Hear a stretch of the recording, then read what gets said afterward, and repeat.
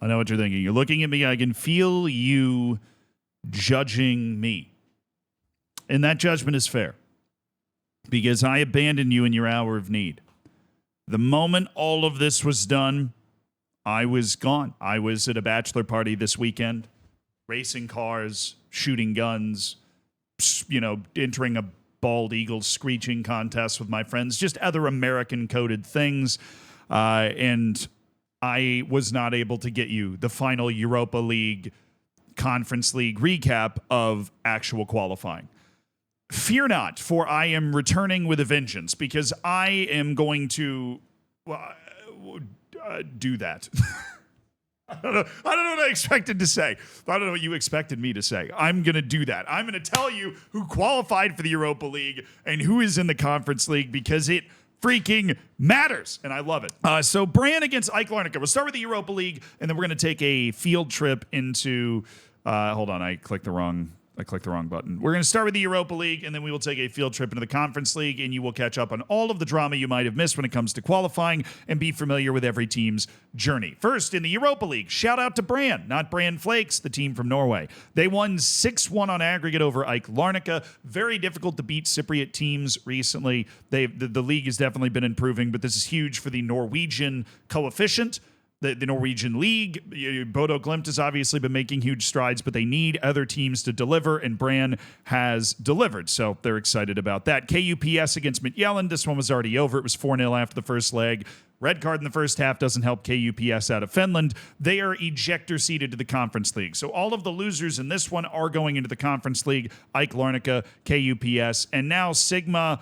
Olamak, I think somebody has been trying to tell me how to say this in the comments for a while. I continue to say it wrong, but I will have an opportunity to continue to learn because they're in the Conference League. Malmö is headed to the Europa League stage, which is still a pretty solid achievement for them. Obviously, they're disappointed they couldn't stretch it all the way into the Champions League stage. Panathinaikos, 2-1 on aggregate. Very boring second leg. Sorry if I made you watch this one because I told you it was close and going to be good. The Greeks and Turks, famously best friends. Great little showdown. Samsunspor, though, can't get anything going at home, and Panathinaikos holds on to a 2-1 home win to send themselves to the Europa League and keep the good times rolling for the Greek League. Still a bit of a surprise for me. PAOK Thessaloniki absolutely dismantles Rijeka. This was an actual surprise considering Rijeka won the first leg of 1-0. PAOK Thessaloniki had fully overturned that in just 25 minutes, added 3 goals in the second half to make it 5-1 on aggregate. So the Greek League had some trouble with Panathinaikos and PAOK Thessaloniki. Now they're both Europa League level teams, and the Greek League dominance continues to ride. Rijeka really makes a lot of sense as a team in the Conference League. Anyways, it would have been a stretch for them to be able to compete in the Europa League. Ludogorets against Shkindija. Shkindija out of Macedonia. North Macedonia has been one of the biggest, if not the biggest, surprise of the entire qualifying cycle. North Macedonia does not have teams that compete at this level, and not to mention against the best team from Bulgaria. Shkindija was up 2-1 after the first leg, and then they went down. They went down a goal in 24 minutes in Bulgaria, and you expect them to give up, but instead they score to make it 2-1, force extra time, and then the 98th minute, it is finally Ludogorets pulling away. They scored another goal right at the end to win this 5-3 on aggregate, but they needed 210 minutes. Very impressive performance from Shkindija. I would not be surprised if they were able to stretch their run into the knockouts of the Conference League. They have certainly played well enough in this qualifying cycle to show me that the Conference League knockouts, maybe even a run in the Conference League knockouts, is something that is totally possible for them. Now, Young Boys won the first leg 1-0 on the road. Looked like they were going to cruise to a comfortable result in this one. They got 2 goals in the first 37 minutes, then conceded, then got another one right out of the half, but somehow, some way, Slovan Bratislava was able to score late and make it just a little spicy at the end, but the Swiss team really should be beating a team out of the Slovakian League 100 times out of 100, so Young Boys and the jokes that follow them can head into the Europa League unbothered. A win for Utrecht after a 2-0 result in the first leg. They held on a 0-0 at home is plenty good enough against Zrinski out of Bosnia and Herzegovina, who are trying to valiantly pull off this upset. Unlucky for Utrecht to not have more goals considering the XG gap they were able to create in that game. Genk against Lech Poznan, a classic Europa League qualifying match. Very even on paper, not even in the first leg. It was 5-1 to Genk. This match was basically over. Lech Poznan, I got some messages after the first video we made talking about Lech Poznan's results. They've apparently been having some issues around the club, maybe been forced to sell some players. They showed some heart on the road. They actually won the second leg 2-1. I give them a lot of credit after losing at home 5-1. That's a pretty depressing result to take on the chin. Maccabi Tel Aviv won the first leg 3-1 at home. They survive after an early goal by Dynamo Kyiv. So Maccabi Tel Aviv is headed into the Europa League while Dynamo Kyiv is headed down to the Conference League. I am not joking. I think Dynamo Kyiv is a team that has an outside dark horse shot at winning the entire Conference League. They are definitely a good team. They are coming from a league that, even though it has been in war for a couple of years and kind of a league in absentia, especially when it comes to European matches, they got a lot to play for as well. Maccabi Tel Aviv into the Europa League, carrying the flag for the Israeli league in this case, did not have a great European qualifying cycle. FCSB 5-2. On aggregate, 3-0 over Aberdeen. This is pretty crushing for Aberdeen. It was 2-2 at home. FCSB kind of survived that match, but a first half yellow card accumulation red to this guy Jensen set up FCSB for what ended up being a comfortable result in Eastern Europe, and FCSB backing up their very impressive European performance last year with another appearance in the Europa League stage. Aberdeen, though, falling down to the Conference League. In the final matchup, this one was also already over. The aggregate ends up 9-1. Braga out of Portugal, a brutal draw for the biggest underdog at this stage of the Europa League, who is Lincoln Red Imps out of Gibraltar. Just the second time a Gibraltarian team has ever made a European group stage. Lincoln Red Imps made Europa League about 5 years ago. They got an easier draw than Braga to do it. They are now headed to the Conference League stage. So Gibraltar's league will have representation in Europe. Braga, on the other hand, will be in the Europa League as another team, kind of like Dynamo Kyiv, that definitely has the firepower to be a dark horse to win the entire thing. But you've already met a couple of the teams that are headed to the Conference League as a result of this. Not a lot of upsets or necessarily big surprises. I'm going to be perfectly honest. I don't think there was a single upset in this entire section of Europa League qualifying, or the Conference League qualifying, is guaranteed to provide absurdity. And Riga FC nearly provided some of that. At home in Latvia against Sparta Prague. Sparta Prague won the first leg 2-0. Well, Riga FC scored in the 68th minute. One more goal they could have forced extra time, but they couldn't get it. So the Latvians fall in the final hurdle of a potentially big upset. Sparta Prague headed through to the Conference League stage. The only competition that everybody has to literally play qualifying rounds to get to. So everybody in the Conference League stage we are going to mention at some point in this video. Ammonia, they went toe-to-toe with Wolfsberger in a showdown. Cyprus against Austria. Ammonia scored to tie it. It was 2-1 to Wolfsberger in a very impressive win at home. Austrian league has been... I haven't done that since elementary school. Cypriot League has been on the up, but Wolfsberger showed something against the tide. 39th minute goal for Ammonia, then a red card. Then nothing, half of the match, 60 of the 120. Wolfsberger not able to score a man up, and then they miss one of their penalties, while Ammonia goes 5 for 5 in our first penalty shootout of this video, at least, sending Ammonia to the Conference League stage. Noah out of Armenia captured hearts and minds with their magic run out of the Armenian league. They won the first leg 4-1. Olympia Ljubljana just didn't have the firepower. They headed out to Armenia. They gave them a good push, but when if you're already up 3 goals and then you score 3 goals in the next match, it's incredibly unlikely that you're going to be fucked, and they were indeed not fucked. So Noah goes through. Fredrikstad against Crystal Palace. This was sweaty as hell. Crystal Palace still pissed off that they were not able to get into the Europa League where they rightfully should be. I honestly, you'd love the Europa League, but they can win the Conference League. Any team from the Premier League is going to be one of the favorites in the Conference League. They nearly blew it. They had a 1-0 lead going to Norway, and Fredrikstad put the pressure on, made them sweat. Very, very sweaty, tense, low XG game.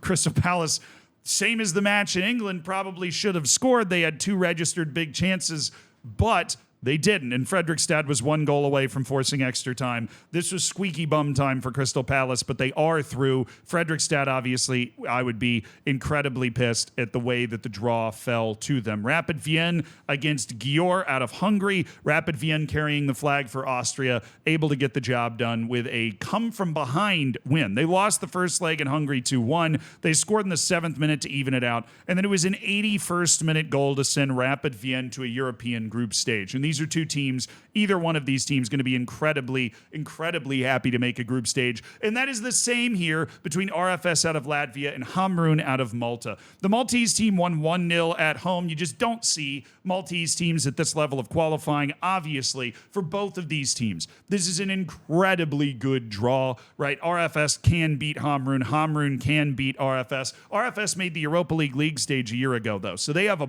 lot more credentials than Hamrun does. But Hamrun took a 2-0 lead. I give RFS a lot of credit for battling back. They scored, made it 2-1, then it was 3-1, then it was 3-2, and Hamrun was able to hang on for the last couple of minutes under a barrage from RFS in order to cinch up a Conference League stage spot for a Maltese team. We have a team from Gibraltar. We're going to have a team from Malta. It's just getting wet and wild in the Conference League. And these types of teams are given this opportunity. That's what's so special. You know, obviously, this is the best Hamrun team that's probably ever existed. And they did just enough to survive an RFS team that's been really elevating the Latvian league. Bitter disappointment for Besiktas. It was 1-1 in the first leg on the road. They couldn't get it done.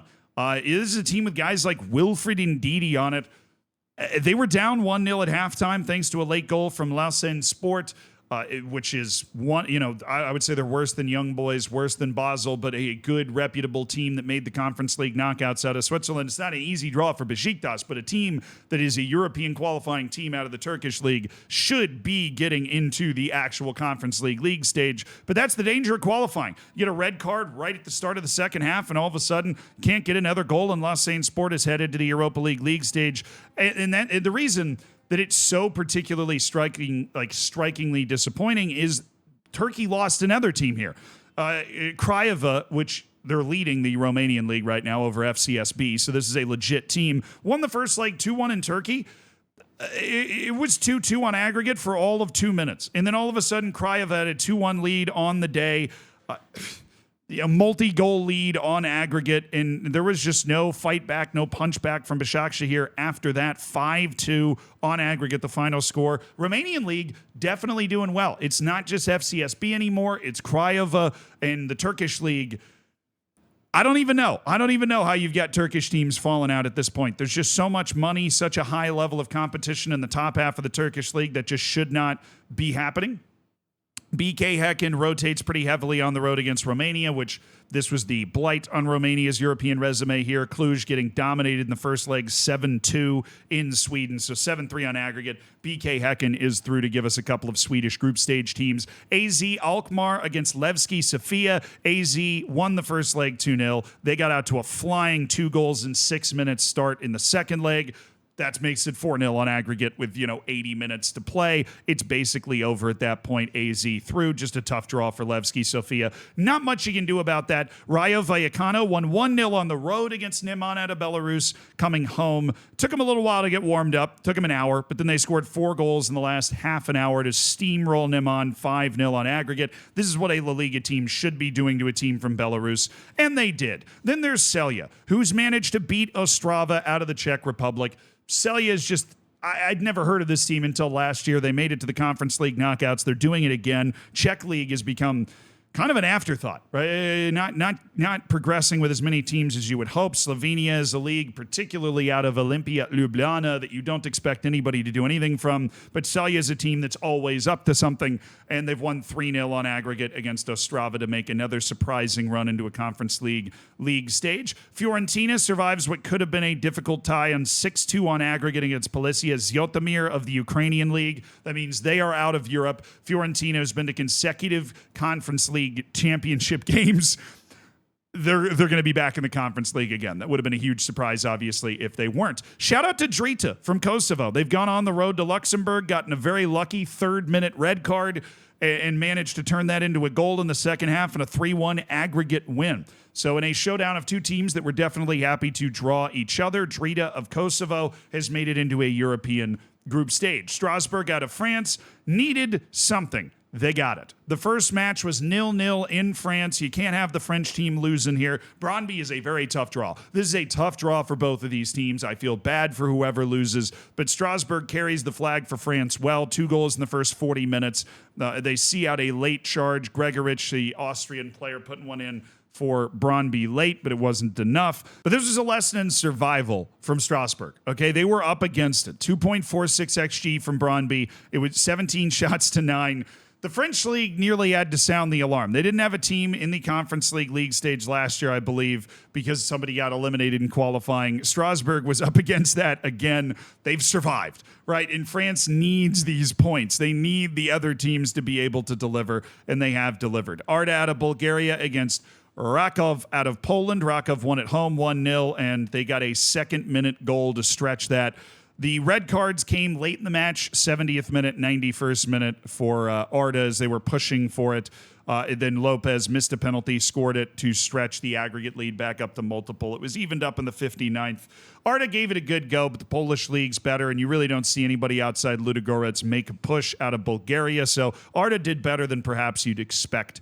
Maybe not the easiest draw for them having to get a Polish team, but you do have to beat somebody. Like Athens against Anderlecht. Anderlecht will miss out on Europa League and Conference League stage play. Like Athens has beat them 2-0 in Greece. This was always going to be a tough ask to go down on the road and get a result in that match, while the Greek League continues to deliver in the clutch to put teams into European group stages. Interesting old school derby. Linfield from the North Irish League, Shelburne from the Irish League. Shelburne won at home 3-1. They go on the road to Northern Ireland and they score 2 goals in the first 30 minutes. North Irish League just isn't at the same level as the Irish League, especially recently. The Irish League's been getting better results.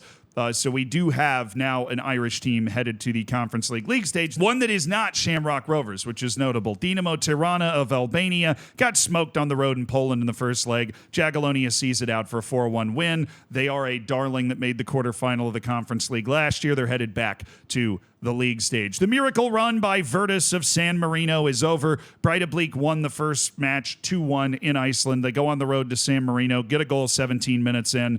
And even though Virtus was able to score to get it back to 1, they got a red card and a second yellow for Zanoni 2 minutes later. That basically killed the match off. A couple of second half goals make it 5-2 on aggregate for Breidablik. But what an effort by Virtus out of San Marino. It's special to see a team from Iceland get into a European group stage. Like, it's just very cool. But the San Marinese league is one of the few leagues remaining that has never put a team in a European group stage. You have Malta, right? You've got Latvia getting into the Europa League last year. You've got Gibraltar, North Macedonia climbing their way into the Conference League this year. Maybe someday for San Marino, it was the type of draw where they could have gotten it done. It just didn't happen. Then there's Shakhtar Donetsk against Servette. This is an incredibly difficult draw. Servette is an accomplished, like a sturdy team, right? A tough out. First leg was 1-1 in neutral site. Servette at home gets out to a lead in the 53rd minute, but a massive penalty by my boy Kevin in the 70th minute for Shakhtar Donetsk makes it 2-2 on aggregate. And then in extra time, Shakhtar Donetsk finds the goal with the Portuguese, the Brazilian connection that they are so often able to put together. It's always good. Obviously I feel bad for Servette. They got a tough draw. Shakhtar Donetsk is still a good team, but it's always kind of warms your soul a little bit to see Ukrainian teams still be able to get into European group stages. And you remember the heights that Shakhtar Donetsk was able to reach in its past history less than 10 years ago. So it's nice to see that they can still compete kind of at that level. Mainz survives. They lost 2-1 on the road in Norway, but coming home, they scored in the 28th. And despite the fact they gave up a goal soon after that, they're able to score 2 more goals before halftime to kind of stretch that aggregate out to 4-3 in their favor. Big response from the French team Strasbourg, from the German team Mainz to get the big teams into the Conference League stage. They all know, whether you're Fiorentina, whether you're Strasbourg, whether you're Mainz, whether you're Rayo Vallecano, or whether you're Crystal Palace, if you are a Big Five league team, you're a favorite for this competition. You can win yourself a European trophy against this large, disparate field of Europe's best of the rest, right? And Mainz delivered under that pressure. Tough for Norway. They lose Rosenborg, obviously. They had Fredrikstad playing against Crystal Palace, as well as some tough draws for Norwegian teams. Their aggregate score should definitely be better than it is going to end up being. And then there was Hibernian and Legia Warsaw. This was 2-1 to Legia Warsaw from Scotland, but Hibernian was not going to go away in this match. This was one of the matches of the round. You had Legia Warsaw jump out to a 3-1 lead on aggregate, and then in the second half, on the road, Hibernian scored 3 goals in 11 minutes. 3 goals in 11 minutes to go from down 3-1 to up 4-3 on aggregate, and then in the 93rd minute, Legia Warsaw scored the goal to win. Well, not win, but obviously to stay alive in a match they would eventually win with a 98th minute goal in extra time. Hibernian's first ever European group stage just beyond their fingertips against one of the biggest teams in Poland. A late red card did not open up enough of a chance for Hibernian to break through, but they've got to feel hard done that they conceded so many goals in this match, considering Legia Warsaw had .64 XG. And they scored 3 goals. That is a very bitter pill to swallow, and obviously going to take a long time for Hibs to get over that. Legia Warsaw into a European group stage. And the one I saved for last, the huge upset. Shamrock Rovers went to Santa Clara in Portugal, all the way out in the Azores, and they won 2-1. And that was a massive surprise. And then Santa Clara has to go to the Emerald Isle, but you're expecting a team that's able to qualify for Europe out of Portugal to be able to take care of business. They couldn't. Shamrock's got a lot of European experience now. They've been at this for a couple of years. Ever since the Conference League became a thing, Shamrock Rovers has been a team that virtually expects to make it to a European League stage at this point, and they were not an easy pushover. Obviously, Santa Clara is going to have some sort of quality advantage, 14 shots to 4, but Shamrock was able to roll out a team at home that could defend that 1-goal lead. And the Portuguese team in the Conference League is out. Santa Clara is out in favor of a second team from Ireland and Shamrock Rovers, who joined Shelburne in the Conference League stage. And that gives us a set field. In the Europa League, the league standings are set. You've got Villa, you've got Nottingham Forest, Lille, Nice, right? But you've also got a lot of like fun lower teams, Ferencváros, Go Ahead Eagles, a team that doesn't get a lot of European play, Celtic and Rangers dropping down after a tough time in the Champions League qualifying, right? It is the most Europa League stage that's ever Europa League stage, doesn't it? It is. Well, in the Conference League, we've got Drita from Kosovo. Noah's back from Armenia. We've got a freaking Gibraltarian team, North Macedonia, Bosnia and Herzegovina. Celya's back somehow from Slovenia. We've got 2 teams from Ireland that have battled their way in, multiple teams from Cyprus. We've got a team from Finland, which is a league that's just been out in the woods for years. And you've got your big favorites in Breidablik from Iceland. Well, maybe they're one of the big favorites. I don't know. The leagues are set. Time to start actually playing. Everybody else is eliminated.